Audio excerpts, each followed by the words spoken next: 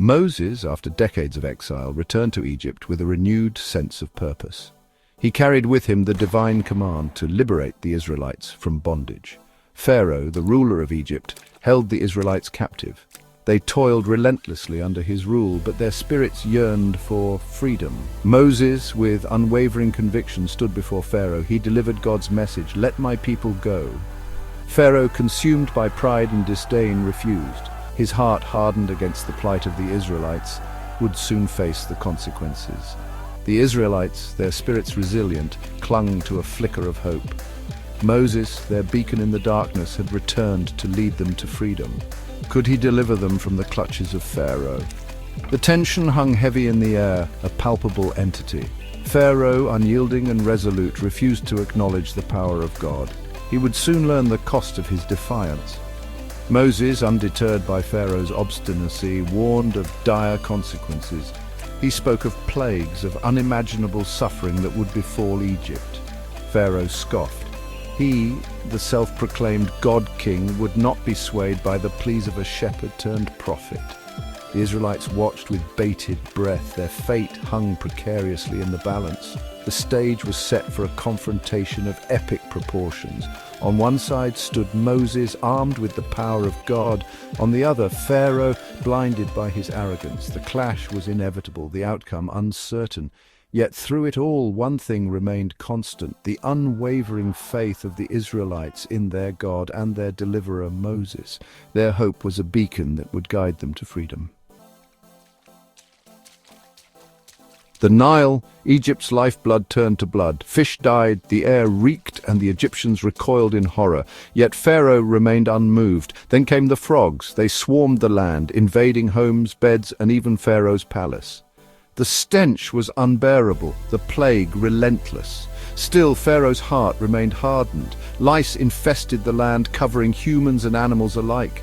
The Egyptians scratched and cursed, but Pharaoh would not relent. Wild animals, or perhaps swarms of biting flies, descended upon Egypt. The air buzzed with their presence, a constant threat to sanity and well-being. Livestock, the backbone of Egypt's economy, perished from a dreadful pestilence. The Egyptians faced famine, their cries for mercy echoing through the land, but Pharaoh's heart remained a fortress. Boils, painful and festering, erupted on the skin of the Egyptians. The pain was unbearable, a constant reminder of Pharaoh's intransigence. Then came the hail. A devastating storm, unlike any Egypt had ever seen, ravaged the land. Fire mingled with the hail, destroying crops and structures with terrifying fury. The Egyptians trembled before the awesome power of God, but Pharaoh stood firm. Locusts, a living plague, descended upon Egypt. They devoured every green thing, stripping the land bare. Famine loomed, a spectre haunting the once fertile land. For 3 days, a thick, palpable darkness enveloped Egypt. People stumbled blindly, their hearts filled with dread. The Egyptians cried out to their gods, but there was no answer. Finally, the 10th and most terrible plague struck. The angel of death passed over Egypt, sparing only the Israelites who had marked their doorposts with lamb's blood. The firstborn of every Egyptian family perished, including Pharaoh's own son.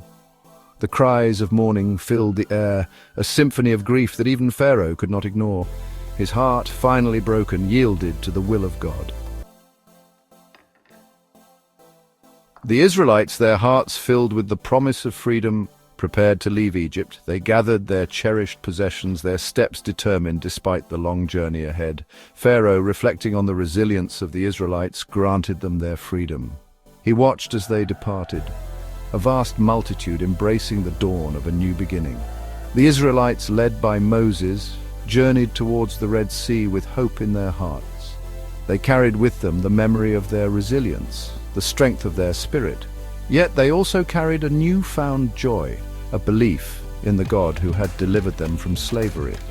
Their exodus was a testament to the unbreakable spirit of a people who embraced their freedom. As they marched, they could almost hear the echoes of their ancestors' dreams. Generations of Israelites had persevered and labored on Egyptian soil. Now, finally, their descendants were joyfully breaking free. With every step, They moved closer to the light of their future, towards the promise of a brighter tomorrow. Their journey was filled with new opportunities. The desert stretched before them, a vast expanse leading to new horizons. Yet they pressed on, sustained by their faith and their unwavering trust in Moses, inspired by the promise of a new beginning. The Red Sea stretched before them, a seemingly insurmountable obstacle. Yet Moses, guided by unwavering faith, raised his staff. The waters parted, revealing a miraculous path through the sea. The Israelites, filled with awe and hope, walked through the parted waters. Their hearts raced with a blend of excitement and anticipation. The ground beneath their feet was dry, the walls of water standing tall on either side. Behind them, Pharaoh, consumed by his own pride, had a change of heart. He rallied his army, determined to reclaim the fleeing Israelites. The Israelites, momentarily caught between the Egyptians and the sea, cried out, but their hope remained steadfast. Moses, with unwavering faith, once again raised his staff. The waters crashed down, sweeping away Pharaoh and his entire army. The Israelites watched as their former captors were swept away by the relentless tide. The sea returned to its natural state, leaving no trace of the pursuing Egyptians. Standing on the opposite shore, the Israelites erupted in joyous celebration. They were free. Their journey to the Promised Land had just begun. On that day, as they stood on the shores of the Red Sea, they knew that nothing could stand in their way. They had witnessed the incredible power of faith. They had faced their fears and emerged victorious. They were no longer slaves. They were free.